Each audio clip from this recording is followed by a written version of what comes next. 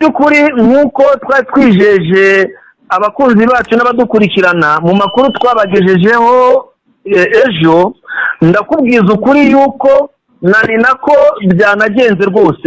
Noneho icyo tuvuga cyo habaye umuriro nyuma yuko habayeho ibitero by'indege zavuye ku kibuga cya Melchior Ndadaye Burundi kikaza kurasa mu gace kanzibira hagapfa abaturage abandi bagakomereka. Ibyo twarabivuze mu makuru yacu y'ejo twabagejejeho.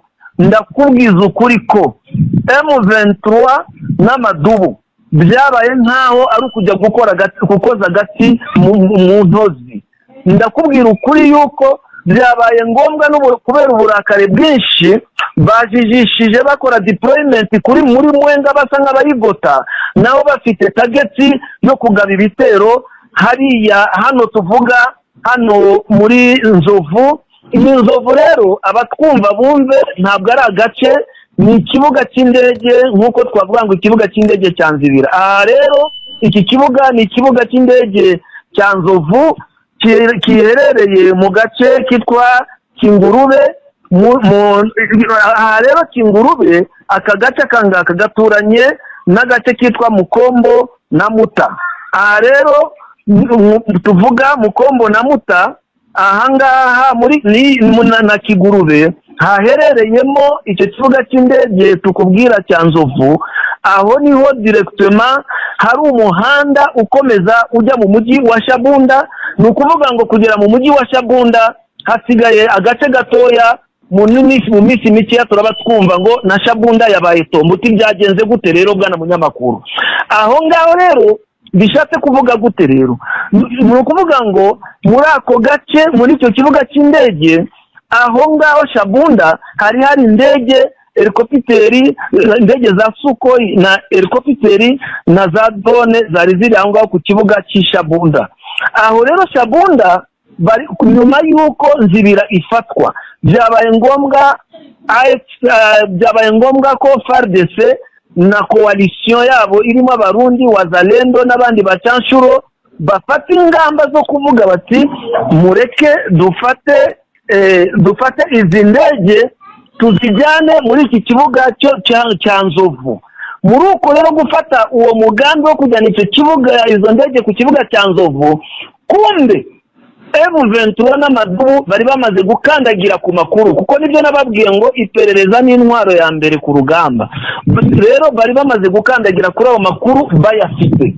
Ubwo rero icyabaye nikiye, bazanye izo ndege helicopters, bazana Sukhoi, nuze drone bazishyira kuri icyo kibuga cya Nzovu.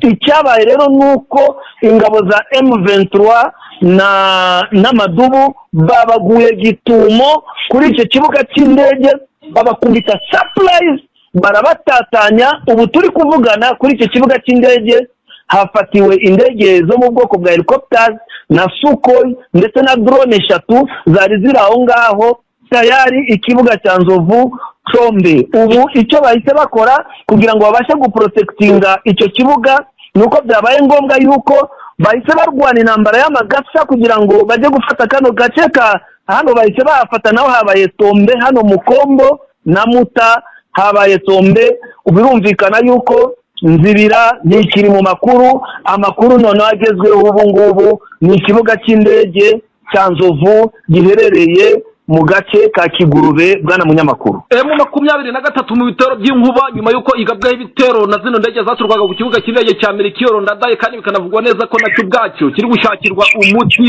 Noneho yagiye kwimatatura nk'uko tubibabwiye, mu by'ukuri byarangiye ikoze umusuri mu barwanyi ba FARDC ndetse na coalition. Binaravugwa neza ko hari abasirikari benshi bagiye barahashirira kugira ngo kino kibuga cy'indege cya Nzovu gifatwe, kandi bikanavugwa neza ko n'abacyanciro bari imbere ku rugamba batagize icyo bakora nyuma yuko bari kwitegura ko kino kibuga cy'indege cya Nzovu cyazabafasha kugaba ibitero by'umwihariko by'amadrone cyangwa se by'indege. Ariko izo ndege ziri mu maboko y'amadubu twirwaneho ndetse na M23. Bwana Ngoga, update zirakomeje.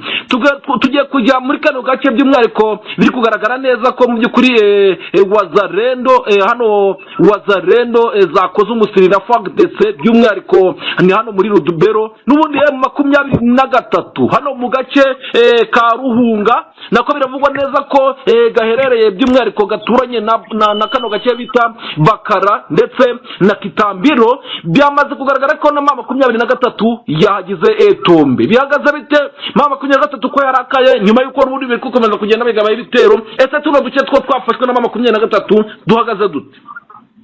Murakoze cyane. Nyuma yuko tubagaragariza ibyabaye aho ngaho muri Walungu ku kibuga cy'indege cya Nzovu cyafashwe muri ako gace ka Kingurube no muri utwo duce twa Mukombo na Muta, ubwo mu makuru yacu ataha turaza kubagezaho ingabo za FARDC na coalition yabo, abapfuye, abakomeretse n'abafashwe, kuko mu makuru nuko kuri icyo kibuga cy'indege cyakubiswe surprise kiriho abarundi aribo bari ku mirongo y'imbere. Ndakubwiza ukuri turaza kumenya amakuru y'u Burundi noneho neva simbizi noneho menya ari bufate gahunda zo kwiyahura. Dukomeje muri Rubero. Urakoze bwana munyamakuru. M23 mu makuru yacu ashize twabagaragarizaga yuko bari bakiri mu bintu bijyanye na deployment. Izo deployment twagiye tuzivuga mu buryo butandukanye kandi abakunzi bacu bazikurikiranye neza. Noneho rero icyo dushaka kuvuga ni iki rero? Ahangaha rero muri aka gace ka Ruhunga, aha gace ka Ruhunga rero M23 yabonye ko ariko gace gakomeye cyane, mbese nta kintu bashobora kugeraho ngo kiba operation yo gufata mpesi yose ndetse no kugana Butembo bishobore kuba byakunda. Ni muri urwo rwego rero ndakubwiza ukuri yuko FR na M23 yaje muri aka gace iravuga iti none tugiye kugafatira gendira kubita kuko bari baragafasha gace ariko bataragafata kose. Ubu rero hara ejo agace kose ka Ruhunga karaye gafashwe kose kabaye Tombe. Aka gace niko nkuko babisubiragamo, aka na gace gaturanye na Bikara na Kitambiro. Aka gace rero niyo ya masuku twavugaga yuko agana muri Kipese, kandi Kipese rero nayo ntago bari barifite M23 n'amadubu ntago bari barifite yose, bari bafite igice kimwe ariko bataragera Kipese muri centre. So rero iyi ntambara rero yabafashije kugira ngo Kipese bayegukane yose. Ubu turi kuvuga Kipese yose mu masaha ari imbere turumva iri mu maboko ya M23 bwana munyamakuru. Rero mu majyepfo siyo bagabye ibitero bikomeye cyane hano mu misozi ikikije Mpeti. Biravugwa neza ko kano gace ka Mpeti kari kuberamo imirwano bikomeye cyane. Biri kuvugwa neza ko coalition ihari noneho yo yaba yasizwe, bikanavugwa neza ko igizwe n'abacyancuro aba FDLR ndetse n'abasirikari b'abarundi, aho ahanini abazarendo batari ku mirongo y'urugamba cyangwa se abahari atari benshi cyane. Bikavugwa ko hano mu gace ka coalition ikwigamba ko yahagabye ibitero, ariko kandi mu byukuri twebwe tuba dukeneye updates zo kugira ngo mu byukuri tugezeho abadukurikirana amakuru ari update kandi duhagazeho. Bwana Ngoga kano gace ka Mpeti bihagaze bite ko FARDC ndi kubona kiri kwigamba ko yabahagabye ibitero kandi kafata? Ese byabihagaze gute hano muri Mpeti? Urakoze cyane bwana munyamakuru. Nuko turi buze kubisubiramo ku isangazo rya M23. Ndakubwiza ukuri yuko uko M23 yitegura, tujye tureka santima tuvuge amakuru uko ahagaze mu mpande zombi, nibwo bunyamakuru bw'ubunyamwuga. So rero na FARDC nayo ifatanije na Wazalendo, ifatanije n'abarundi, ifatanije na FDLR, ibyo birumvikana neza ko aho ngaho n'abacanshuro muri Mpeti barimo bavuye mu mujyi wa Walikari abaje gukambika nyuma y'umubonano wa General Masunzu aba amabwiriza. Ndakubwiza ukuri yuko ako gace ka uwo mujyi wa Mpeti uwo nguwo niho bahise baza kwitegura. Muri iyo myiteguro yabo rero bwana munyamakuru, ndakubwiza ukuri nabo ntago bakoze ikintu bita kwa advancinga, ariko bakoze ikintu bita sharing. Sharing rero ni ukuvuga ngo barasha amakompora mu dusozi dukikije Mpeti. Muri utwo dusozi yemwe byanageze n'igihe banasenya n'ikiraro gihuza Mpeti na Pinga. So rero aho ngaho Pinga rero bari nibyo navugaga aho rero hari izo ngabo cyangwa se coalition aho yari iherereye, aho niho barasiye bakora sharing, barasa aho ngaho mu dusozi dukikije aho ngaho muri Mpeti, babasha no gusenya n'icyo kiraro. Ni ikiraro gikomeye cyane cyabuzaga abaturage nkuko turi buze kubisubiramo. So rero uko niko byagenze, ariko nta gace na kamwe babashije gukuraho M23 ahubwo ubu turi kuvugana guhera nijoro kugeza muri iki gitondo mu makuru yatugeragaho nuko utwo dusozi noneho turi gukorwa mu deployment ikomeye cyane kuko njyewe reka mvuge mu mwanya umwe ko nimba hatarabayeho kurangara habayeho gutinda nuko mbere y'ibyo bitero by'ayo makompora nuko byari bizwi M23 yamaze kubona drone ebyiri zazengurutse muri Peti no muri utwo dusozi so rero impamvu ebyiri zaraje zirazenguruka ariko birangira zidatanze ikimenyetso cyo kurasa bivugwa neza ko izo drone zari z'abacyoncyura n'ingo izo drone zitari z'ibisasa ahubwo ari drone z'ikoranabuhanga ese ubundi bikanagaragara neza ko Peti M23 yashizemo sharing ishiramo ibigeranye na deployment yongera abasirikare ariko kandi ku ruhande rwa coalition bibakarusho dore ko biyongera ahanini kandi bakanavugwa neza ko bari bafite nayo makompora bakavuga neza ko bayirashe handi n'ibikanga ko M23 yaba iriyo ndetse bakanafata n'imyanzuro yo gusenya ibiraro kugira ngo mu by'ukuri babone ukuntu bifungiranye cyangwa se babone ukuntu bafunga kugira ngo imodoka byayo M23 ntibizabona ahantu bica byinjira muri Peti ariko ibyo turabimenyereye barasenya M23 ikubaka bwana Ngoga navuga neza ko habaye uburangazi kuko izo ndege byaragaragaye ahanini binagaragara neza ko mu by'ukuri coalition iri kwategura ibitero binini kandi izo deployment zisanzwe zihaza ubundi situation ukurikije uko imeze hano Peti ihagaze gute kugeza kuri aka kanya urakoze cyane bwana munyamakuru icyo mubwira cyo noneho ibyagombaga gukosorwa ku ruhande rwacu nk'uko tubivuze byakosowe kuko amakuru yuko muri utwo dusozi na Peti nyirizina hamaze gukorwa deployment ikomeye kandi kiriya kiraro si ubwa mbere coalition igisenya ubu turi kuvugana ikiraro kirimo kirasanwa kuko kiriya kiraro ni kiraro cyangombwa cyane n'icyo kunyuzamo imodoka ziremereye za gisirikare za M23 n'amadumu bwana munyamakuru ubwo rero icyo mubwira cyo icyo dutegereje ni umuriro ugiye kwaka kuko noneho na M23 itangiye gusheringa mpinga kugeza ubu ngubu sharing zirakomeje bwana munyamakuru nukuvuga ngo reka twinjirane neza muri aya makuru ari kuvugwa kandi mu by'ukuri ari update biravugwa ko 23 nyuma yuko bigaragaye neza ko aba FDLR bari bafite abagore babagemuriraga ibyo hano mu misozi bikavugwa neza ko aba FDLR bakoreshaga abagore babo basigaye muri wono mujyi hanini kugira ngo bagabe mu bitero ibisasu bakaza babyikoreye mu tudobo nk'amapfukire bikarangira mu by'ukuri habaye ibigendanye mu by'ukuri no kuba habaye iturika bikarangira 23 ikoze icyo bita umusiriga kuri amabandi muri gono mujyi wa Goma byamaze kugaragara neza ko uyu mujyi wa Goma wamaze kuba wakorwamo umukwabo na 23 ndetse bikanavugwa neza ko haba aho umujyi wa Goma utangiriye yawe no mu nkengero zaho hose hakozwemo umukwabo ibi bikozwe nyuma yaho n'ubundi 23 ishizemo abapolisi kandi bikanavugwa neza ko abapolisi bagize akamaro kandi mu rwego rwo kugira ngo birukane coalition burundu cyangwa se byanagaragaye neza ko coalition ifite yari ifite umugambi wo kuzagabamo igitero ndetse igaturitsa abaturage nyuma yuko abaturage baganukiye 23 ibyo bigendanye no kuba 23 yakozemo umutsirika akoramo amasuku byo bihagaze bite byatangiye muri amasaha ese n'ubungubu biracyakorwa bihagaze bite urakoze cyane bwana munyamakuru icyo nakubwira cyo nuko gukora umukwabo mu mujyi wa Goma bimaze igihe babikora ariko hari hakiri ikibazo cya effectif ijyanye na polisi yari kiri nkeya ndetse n'ingabo zari zikiri muri deployment zikomeye cyane mu mirwano iyo hirya no hino hari abandi batarapasinga urumva rero nyuma yuko apasinze ingabo zirenga ibihumbi 10 ndakubwiza ukuri ko noneho kugeza kuri uyu munota habonetse reinforcement yo kurifosinga umujyi wa Goma kugira ngo ingabo zijye ku rugamba izindi zifashe polisi ariko na polisi igira uruhare rwayo mu gucunga uwo mujyi wa Goma so rero ibyo nenda kukubwira nuko iyi minsi ibiri hamaze iminsi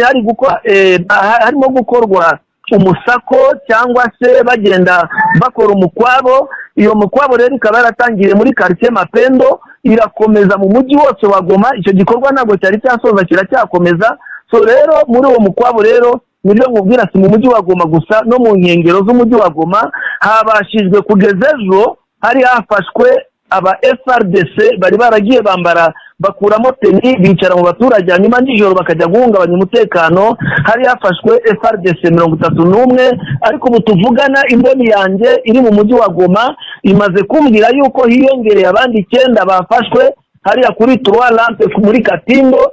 Ubwo rero urumva ko bwana munyamakuru ubu ngubu turi kuvugana icyo gikorwa kirakomeje kandi ntaho abo banzi b'amahoro bashobora gucikira M23 bwana munyamakuru. Reka twinjira muri diplomasi mu byukuri na makuru tukomeza kukugezaho no kumuyoboro mugari w'amakuru agezweho kandi yutirwa tunakwibutsa ugeze bwa mbere hano ku uyu muyoboro gukora subscribe kugira ngo igihe cyose tugeze muri studio ujibona ibiganiro byacu ko twaba twamaze kugera muri studio.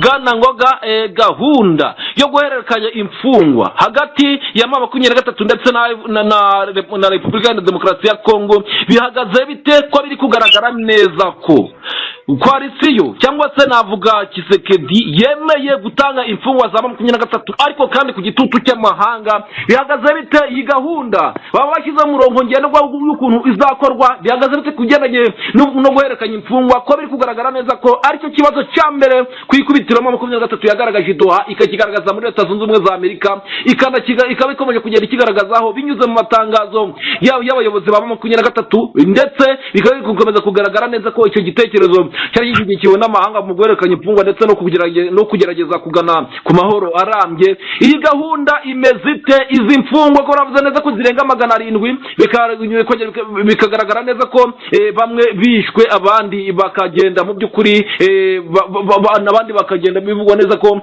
Repubulika ya Demokarasi ya Kongo cyangwa se Kinshasa yabashatse mu magereza hose ikababura. Izi mfungwa za 23 zirahari cyangwa se zarishwe? Ese ubu ni gahunda ugenda kuri diplomasi ndetse nuko biri kuvugwa bihagaze bite? Urakoze cyane bwana munyamakuru. Muri iki gikorwa cyo guhererekanya imfungwa hagati ya guverinoma ya Kongo na M23 bwana munyamakuru nakubwira yuko noneho cyahinduye isura kuko amahanga amaze kubona yuko Kisekedi ibyo kumutegereza ngo agire ibyo ashyira mu bikorwa atabihatiwe ko bitakunda. Ubu rero Trump n'abayobozi b'i Qatar muri Doha ndetse n'abayobozi ba Union Africaine ubu ndi kukubwira byabaye ngombwa yuko hashakwa itsinda rya Croix Rouge. Ubu turi kuvugana ryageze Kinshasa. Iryo tsinda rero rya Croix Rouge rero ryanatangiye inshingano bari gukora rero barimo bafite urutonde rwabo M23 700 basaba yuko bafungurwa bakagira n'urutonde rwabo guverinoma ya Kongo isaba yuko nabo bafungurwa. Ni muri urwo rwego rero bwana munyamakuru ndakubwiza ukuri yuko Croix Rouge ni ukuvuga ngo irashyigikiwe bayiri inyuma mu buryo bwose bufatika. Amahanga aravuga ati mugende mujye gushakisha aya makuru. Ubu rero turi kuvugana abo bantu izo mfungwa za M23 bari kuzisaka mu magereza naho bari hose kandi abo bantu bari kugenda baboneka banagaragara ndetse uretse ko ntahamya yuko ari bose ariko icyo gikorwa ntabwo leta ya Kinshasa yakwemera ko gikorwa byibuze abo bantu idashobora kuba yabagaragaza. So rero nuko nguko ahubwo ikibazo cy'inguto kiri bwana munyamakuru nahanga rero nyemerera aho ngaho rero abakunzi bacu badukurikirane neza ahantu rero mbona habereye ashobora kuzabera ikibazo gikomeye rero ni muri za mfungwa Kisekedi asaba yuko zifungurwa zafatiwe Goma na Bukavu. Aho ni wari ikibazo gikomeye cyane kubera iki rero izo mfungwa avuga niba abasirikare ba special force na police bagiye bohereza mu mirwano aho byarangiza bagafatwa bamwe bakirifotinga ku bushake abandi bagafatwa amatekwa ariko muri ibyo bakiyemeza kwifatanya na M23. Aho rero niho hari ikibazo. Ese izo ngabo zagiye kwihuza na M23 zikaba trained zikingizwa ku mirongo y'urugamba, abo bazapuringishwa bavuge ngo bagiye guhabwa Kongo cyangwa se bizagenda gute? Aho ngaho rero byose bafashwe mu mirongo imbere ku rugamba ahanini bivugwa neza ko ari aba FDLR benshi basaba kuba bataha. Bamwe baratashe bashyikirizwa leta y'u Rwanda nkuko twabibonye ku mupaka Igoma. Bamwe bari kuvuga bati mu by'ukuri duhunze imirwano twanabonye n'abasirikare ba Kinshasa bahungiye mu Rwanda. ndetse binakomeza kugenda binagaragara neza ko ahanini ku bigendanye n'aba basirikare M23 ntabwo yageze ifata abasirikari benshi hano imbere ku rugamba, ahubwo abagiye bagaragara ahanini kenshi cyane bagaragaraga neza ko bituye ku biganza by'aba M23 ndetse n'imfungwa za Kinshasa M23 yari ifite yarazirekuye izirekurana n'iz'abarundi, ndetse n'abari bafashe imirongo imbere ku rugamba bamwe bavuga ko ari abanyarwanda bashaka gutaha mu Rwanda ahanini babandi bari muri mutwa FDLR bashyikirizwa leta y'u Rwanda, ndetse n'abacancuru bashyikirizwa amahanga. Kugeza kuri aka kanya n'ubwo leta ya Kongo ivuga neza ko M23 ifite abantu bayo ntabo, kuko abasirikare benshi bafashwe mu mirongo imbere ku rugamba basubijwe leta ya Kinshasa nkuko n'ubundi byamaze kwemerwa i Doha, kuko bakimara gufata imwanzuro i Doha M23 yahise ishyira mu bikorwa ibyo bayitegeka, ariko birangira Kinshasa yo itabikoze. Bwana Ngoga, icyo ni ikibazo gikomeye kuba abasirikare ba M23 cyangwa se abapolisi barinda umutekano mu duce M23 tugenzura, leta ya Kinshasa ibita ababo. Nyamara mu mfungwa zafashwe na Kinshasa zo zirafunzwe, nyinshi ziratotezwa uruhozo, kandi bikanavugwa neza ko abenshi bakomeje kugenda banicwa umunsi ku wundi. Ariko iyo situation iragoye, ni ingingo ihambaye cyane. Ubundi kubera iki Kinshasa ishingira ivuga ko M23 yabifite abasirikari bayo cyangwa se yabifite ingabo cyangwa se imfungwa zayo? Bwana munyamakuru, ntabwo twakwirengagiza yuko na AFC ubwayo yatanze itangazo yuko hari ingabo za FARDC zihuje nabo ziripotinze nkuko na Wazalendo biripotinze.